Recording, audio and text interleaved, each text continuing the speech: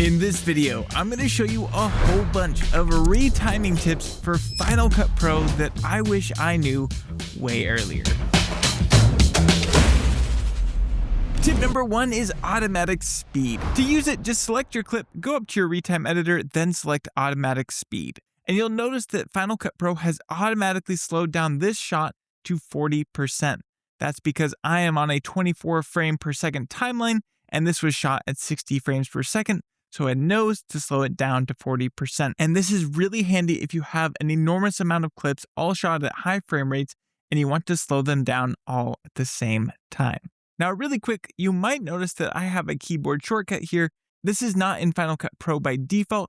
You need to add a keyboard shortcut if you want to use one for automatic speed. And I highly recommend it because that ties into the next tip.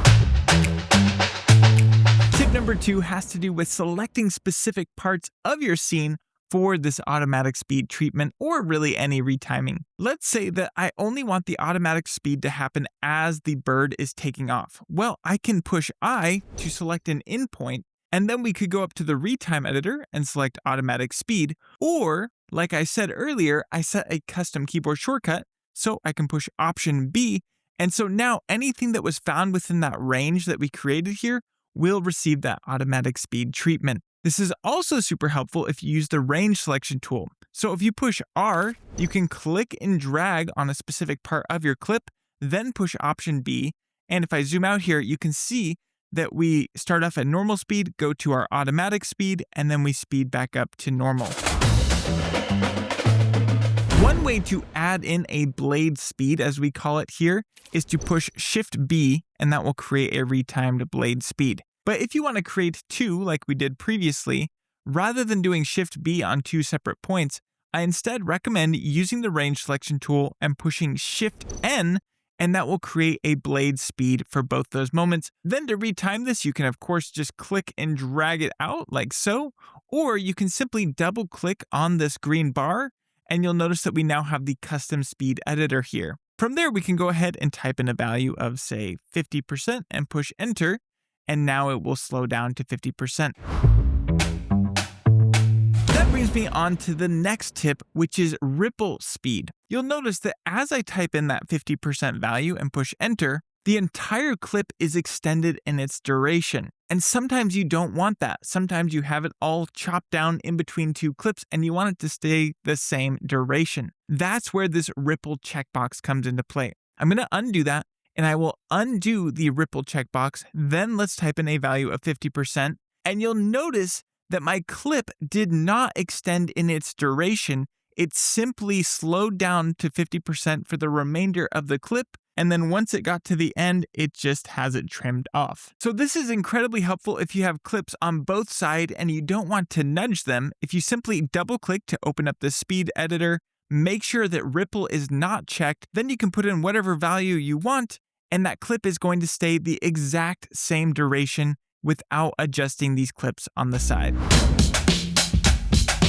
Something that is really annoying and frequently happens is when you accidentally create a blade speed at the wrong point of your clip. For example, I want to blade speed as this bird's taking off, so I'll push Shift B. That will create my blade speed. Then I could go ahead and slow this down. Let's just do 50%, and that's all well and good. But maybe I'll decide after the fact that I'm not happy with where that slow motion is taking place. So what we can do is actually double click on this small handle here, and that will bring up this hidden menu. In here, we have two options. For one, we can totally get rid of the speed transition, which is those gray bars indicating the speed ramp that's happening. So you can remove that. But even more importantly is the ability to edit the source frame. And that will give me this film strip icon, which allows me to click and drag to adjust when that speed ramp initially takes place. So let's say I want it to start right here. That's looking pretty good. And let's push play.